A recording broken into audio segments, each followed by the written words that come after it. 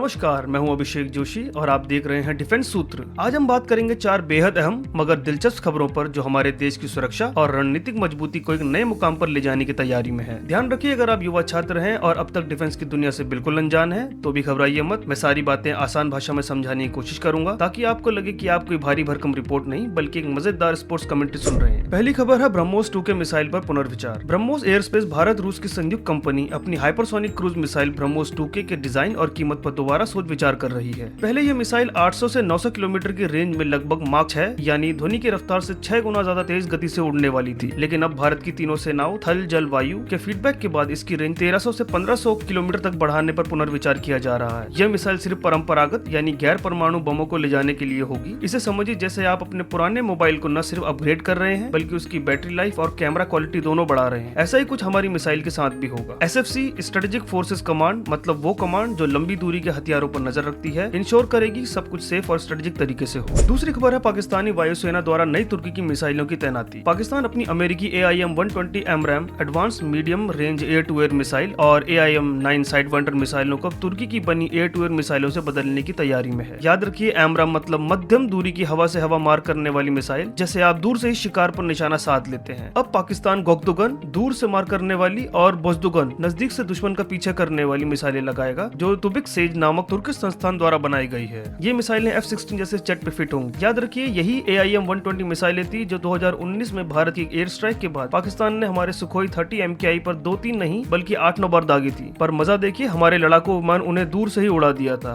एक भी निशाने पे नहीं लगी थी, सब खेतों में इधर उधर पड़ी मिली थी। अब उन मिसाइलों से कोई फायदा नहीं हुआ तो मिसाइलें ही बदल डाली, ठीक वैसे ही जैसी लोमड़ी ने अंगूर को खट्टे कहकर छोड़ दिए थे। कह सकते हैं कि अपने फेल हथियारों को बदलने का प्रयास पाकिस्तान का नया हम करेंगे कुछ नया वाला नाटक है, पर नतीजा क्या होगा ये तो वक्त ही बताएगा। तीसरी खबर है नेपाल सेना प्रमुख का पुणे का दौरा। नेपाली सेना के चीफ जनरल अशोक राज सिंहदेल हाल ही में पुणे आए और भारत की 2 बड़ी डिफेंस निर्माण कंपनियां TASL Tata advance systems limited और भारत फोर्ज के प्लांट देखे। ये वो कंपनियां हैं जो भारत के आत्मनिर्भर भारत अभियान में जान फूंक रही हैं ताकि हम दूसरे देशों पर कम निर्भर रहें। जनरल सिंहदेल ने आधुनिक हथियारों, रक्षा प्रणालियों और हाईटेक उपकरणों को देखा। सोचिए जैसे आपके दोस्त का घर घूमने जाएं और पता चले उसके घर में नए स्मार्ट होम गैजेट लगे हैं, आप भी इंप्रेस हो जाएंगे। ठीक वैसे ही जनरल सिंहदेल ने भारत के डिफेंस प्रोडक्ट्स की तारीफ की। इससे नेपाल भारत के बीच डिफेंस संबंध और भी मजबूत होंगे। चौथी खबर है भारतीय नौसेना का तापस UAV। भारतीय नौसेना ने स्वदेशी तापस UAV अनमैन एरियल व्हीकल को प्रोक्योरमेंट की हरी झंडी देने का मन बना लिया है। UAV यानी ऐसा विमान जिसे बिना पायलट के कंट्रोल किया जाता है, बिना आपके रिमोट कंट्रोल ड्रोन जैसा, पर कहीं ज्यादा बड़ा और ताकतवर। तापस एक MALE medium altitude long endurance drone है जो ज्यादा ऊंचाई पर लंबे समय तक निगरानी रख सकता है। इसे अंडमान निकोबार जैसे महत्वपूर्ण ठिकानों पर तैनात किया जाएगा ताकि समुद्री रास्तों पर पैनी नजर रखी जा सके।